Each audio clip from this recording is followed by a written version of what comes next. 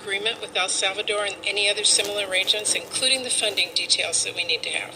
Well, first of all, I'd like to respond to your 7-minute speech, which is primarily, I disagree like 99% of it. It's just not true. We've done nothing that's illegal.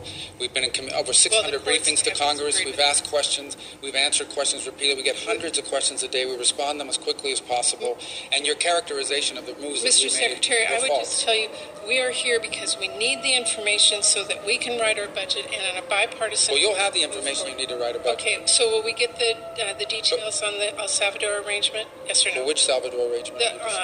Your agreement that you've made with them about... Well, what agreement? The president of El Salvador agreed to take in 250 gangbangers, and we sent them. Funding details we have not gotten. We need to see what the costs are. Well, we haven't funded that. We've provided them law enforcement assistance. I know you just claimed that we cut all this law enforcement assistance. We provided El Salvador and other countries law enforcement assistance. They have the right to spend that money any way they wish. But they did us a big favor. They took 250 dangerous, trained out. We didn't deport any U.S. residents. No U.S. residents were I'm not going to argue with you on that. Well, it's not an argument, but don't say we deported U.S. residents, because we didn't. I don't deport anybody. I'm not asking but we didn't deport U.S. residents. I'm asking you whether we can see the details of the arrangements, including the funding details. I'm giving you the details. The arrangements are we provide law enforcement funding to El Salvador, among other countries. How they choose to spend that money internally is up to them. No. But I can tell you. Can you give me the details on the 200-plus offices you're proposing to Sure, we've eliminate? provided that. We need that. Can I get your commitment to give it to us?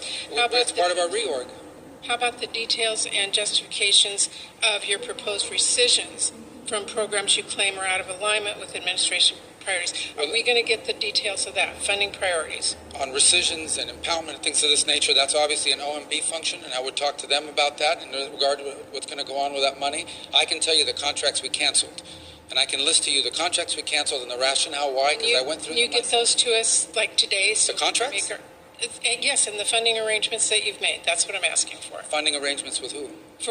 For any of the rescissions, for any of the funding, for any of the multiple congressional directives that you have given out, so that we as an appropriations committee can make our funding decisions. Sure, you're going to have all that information when you put together a budget.